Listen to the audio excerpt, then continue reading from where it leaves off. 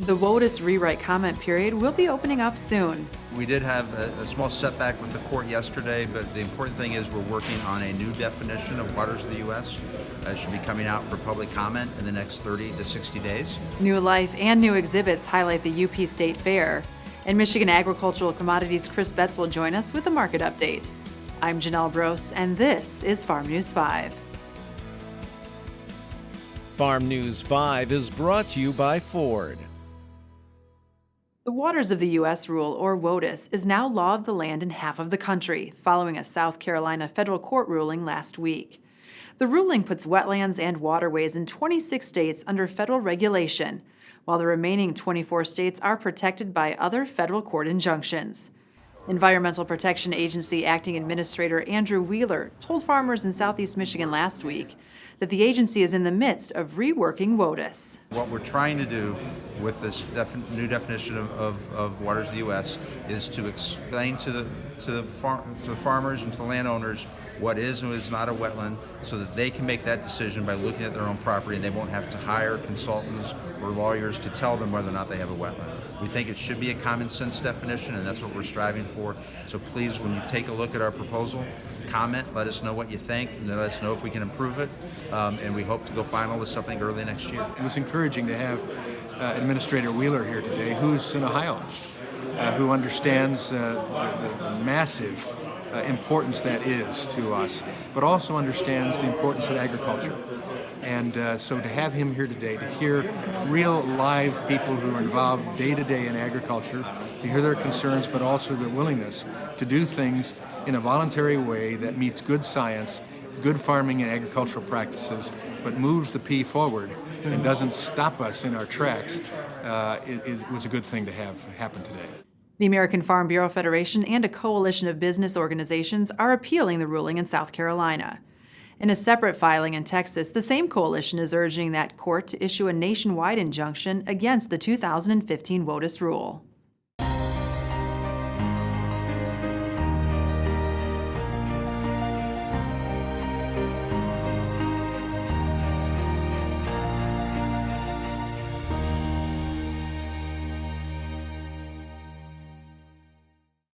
It was a record-breaking year for the UP State Fair.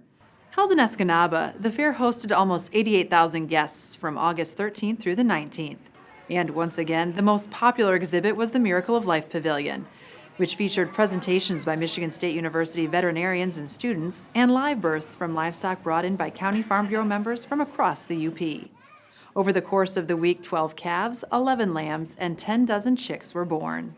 The Miracle of Life Pavilion may be the most popular exhibit, but MFB's Mobile Farm Science Lab was the UP State Fair's newest. We've had an opportunity to have over 80,000 people come out and see the lab hands-on first time, to be able to share our educational program with all the people in the UP and Wisconsin area. The Farm Science Lab was also used to educate teachers before starting the school year in the Upper Peninsula. We're going to have 7 regional educators that are going to be trained in our program. We offer K through 2 and 3 through 5 lessons. These teachers are going to receive that hands-on training, and then they'll take this experience and they'll be working in our public schools throughout the school year this year. The lab will stay up in the UP for the first 6 weeks of the school year, where we will reach out to many of the communities up in the UP, and we'll be able to work with K through 5 schools to expose them to ag education and where their food comes from. From there, in October, we will go back across the bridge downstate, and we will continue our programming for the 2018-19 school year. We are booked for this school year, so we're excited to launch up in the UP and finish our programming down in Lower Michigan. We're also excited to look forward to our 1920 school year, where we're looking forward to bringing the lab back up to the UP to reach some of the other communities we weren't able to reach this school year. The Michigan Soybean Promotion Committee is devoted to investing soybean farmer checkoff dollars to address grower concerns. We focus our efforts on production research, market development, and outreach. Learn more at michigansoybean.org. Michigan's dairy herd is a bit smaller. According to the National Ag Statistics Service, the herd was estimated at 423,000 head for July, down 4,000 head from a year earlier. Michigan cows produced 954 million pounds of milk during July, down 0.9% from a year ago. Production per cow remains unchanged at 72.7 pounds. Are you still waiting to be paid? Learn about your options on collecting money owed to you at fosterswift.com.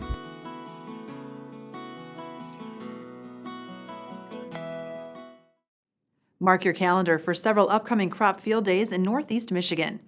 Michigan State University Extension will host a corn field day on Monday, August 27th in Whitmore. A potato field day will be held on Tuesday, August 28th in Hawks. A dry bean field day will be held on Friday, August 31st in Lachine, and a soybean field day will be held Wednesday, September 5th in Hillman. There is no charge to attend, but pre-registration is recommended. For more information or to register, contact the Presque County MSU Extension Office. With a look at the latest market activity, here is Michigan Ag Commodities' Chris Betz. Thanks, Janell. Rain across the Midwest and Plains lent pressure as all three were lower on the week. Little progress was made in talks between Chinese and U.S. officials in Washington, D.C. Wednesday and Thursday on trade. The Chinese Commerce Ministry called the talks constructive and frank, while U.S. officials say the Chinese are offering little to address the issues being raised by the U.S. Next steps and a timeline towards a deal being made remain unclear. Local soybean basis is already feeling pressure from a lack of Chinese demand for new crop soybeans. Details of the farmer aid package are set to be released Monday, according to USDA Secretary Perdue. Support for Chicago wheat on EU and Black Sea region dryness seems to have run its course. EU milling quality wheat values have dropped off, and Chicago wheat with it. For more market information, go to michag.com. With Michigan Agricultural Commodities, I'm Chris Betz. For more news and video, visit MichiganFarmNews.com and the Michigan Farm Bureau channel on YouTube. With Farm News 5, I'm Janell Brose. Have a great week of farming.